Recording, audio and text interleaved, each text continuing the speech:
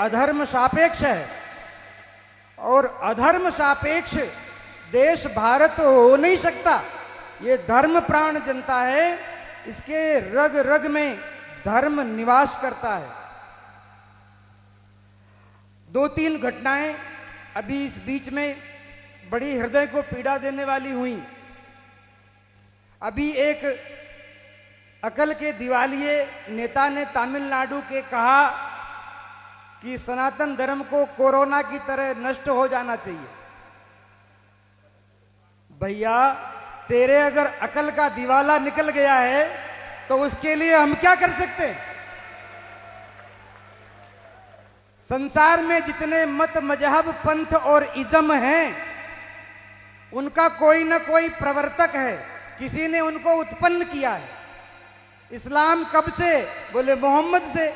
ईसाईयत कब से? बोले ईसा से। लेकिन सनातन धर्म कब से? नारायणं पद्म भवं वसिष्ठं शक्तिं च तत्पुत्र पराशरं च देवीं सरस्वतीं व्यासं ततो जयमुदीरयेत।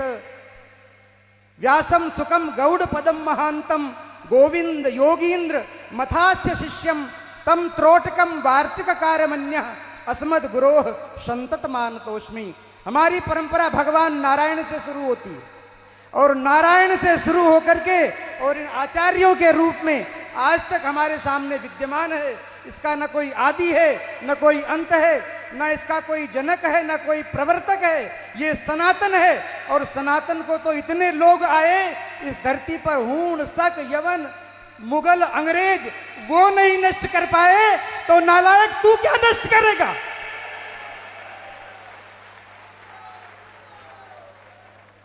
हमारे देश के संविधान में इमरजेंसी काल में जब सारे विपक्ष के नेता जेल में बैठे थे, उस समय आधी रात को 12 बजे तुमने संविधान के प्रियम्बल में धर्मनिरपेक्ष शब्द जोड़ दिया और इस देश को अधर्म सापेक्ष बना दिया।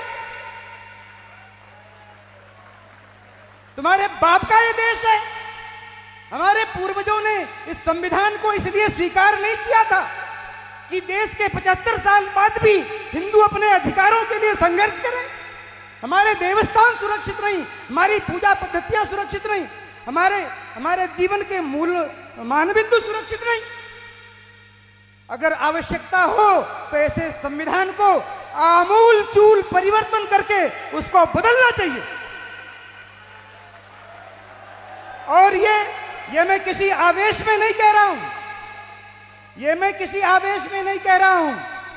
मैं अकेला यहां नहीं खड़ा हूं, मेरे पीछे देवताओं की शक्ति है, पितरों की शक्ति है, यक्षों, किन्नरों, गंधर्वों की शक्ति है, और हमारे ऋषि मुनियों की शक्ति है। उनकी शक्ति के आधार पर मैं कह रहा हूं, हिंदू अब बहुत समय तक अत्याचार सहन करने वाला नहीं है।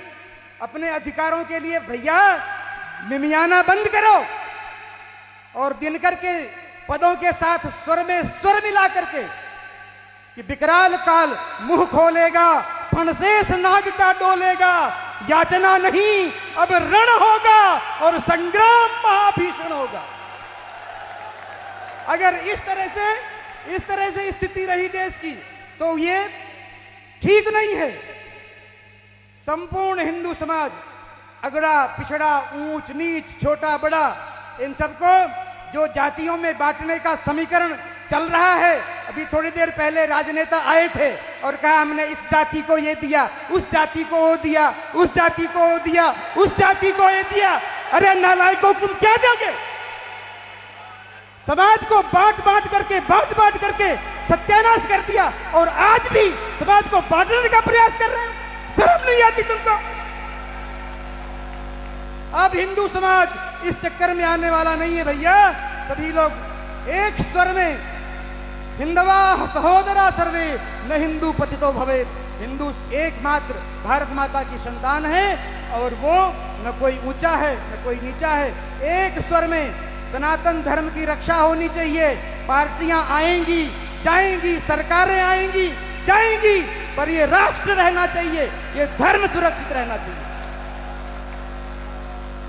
श्री एकलिंगनाथ की, धर्म की, अधर्म का, प्राणियों में विश्व का गौ माता की, भारत माता की। प्रत्येक हिंदू सैनिक हो, प्रत्येक हिंदू सैनिक हो, प्रत्येक हिंदू सनातनी हो, तब इस राष्ट्र की रक्षा होगी। हर हर महादेव। भारत माता की, भारत माता की।